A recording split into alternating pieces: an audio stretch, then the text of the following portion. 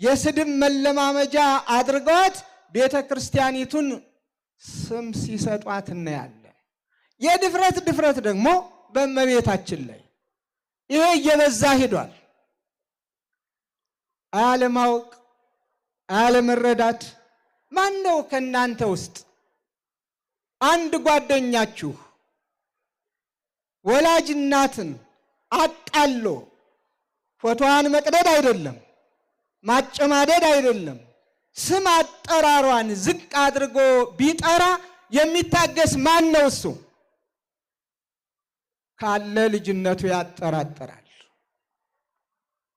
የእናት ፍቅር የሌለውም ያሰኘዋል ካለ ዝም የሚል።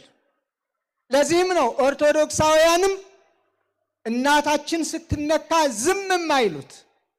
እኔና እኔን መሳዮች ለማስታመም ለማስተማር ትዕግስትን ለማዘውተር ቀስ በቀስ ብለን በሕግ እንሂድ ስንል ወጣቱ ደግሞ ትዕግስቱ ያልቅና ለምን ይላል። ለምን አልክ አንለውም። እናቱ ናታ የተገሰጸች፣ የማይደፈር ነዋ የተደፈረው። ስለዚህ ለዚህ ልብ አድርጉ። በተለይ መልእክቴ ለሁሉም እገሌ ወገሌ ሳንል ይልቁንም ለሃይማኖት ሰዎች ለሃይማኖት መሪዎች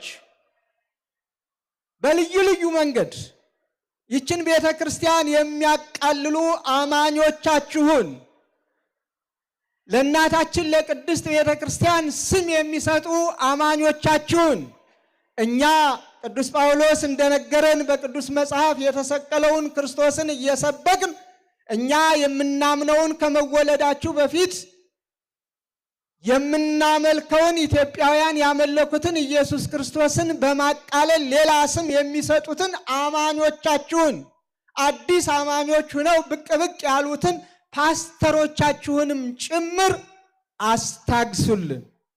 በቃ በሉልን። በጋራ ሀገር በጋራ እንኑር። በጋራ ሀገር በጋራ በሰላም እንኑር። ለሀገር እድገት እንጣር። ለሀገር ሰላም እንሩጥ። ስንት የምንሰራው ስራ መች ጠፋና? በግጭት ላይ ግጭት እንፈጥራለን። በጦርነት ላይ ጦርነት ማወጅስ ተገቢ ነው? ስንት የምንሰራው ስራ የሃይማኖት ሰዎች መች የምንሰራውን ሰራንና የስንት ንጹሐን ደም እየፈሰሰ ነው? ስንቶቹ በረሃብ አለንጋ እየተገረፉ ነው? ስንቶቹ መጠለያ አጥተው የአውሬ ቀለብ እየሆኑ ነው? ወላጆች እንዴት ነው እያለቀሱ ያሉት? ስንቶቹ በሰላም ከቤት ወጥተው ከቤት መግባት ተስኗቸው ወደ ጥንት ተመልሰን ሰው ክቡር ሲሆን ክቡርነቱ ተቃሎ በገንዘብ የሚሸጥበት የሚለውጥበት ይህን ገንዘብ ካላመጣ አንለቀውም የሚባልበት የሞት ፍርድ የሚፈረድበት ዘመን ላይ ደርሰን ስንት ክርስቲያኖች እግዚአብሔርን በማምለካቸው የተሰቀለውን ክርስቶስን በመስበካቸው ባሉበት እንዳያድሩ ግፍ እየተፈጸመባቸው ባሉበት ዘመን ላይ እኛ ኦርቶዶክሳውያን የሃይማኖት ሰዎች የየትኛውም ሃይማኖት ሰዎች ለሀገር ሰላም፣ ለሀገር ፍቅር፣ ለወገን አንድነት፣ ለሁሉም ሰላም ጥረት ማድረግና በቃ ይበቃል በምን ችግሩን እንፍታው ብለን መከራ በማየት ፋንታ እንደገና በጦርነት ላይ ጦርነት፣ ይልቁንም የሃይማኖት ጦርነት እጅግ የከፋ ነው። የቀረን እሱ ነው። አሁን ሌላውን አይተነዋል። የጎጡን አይተነዋል። የመንደሩን አይተነዋል።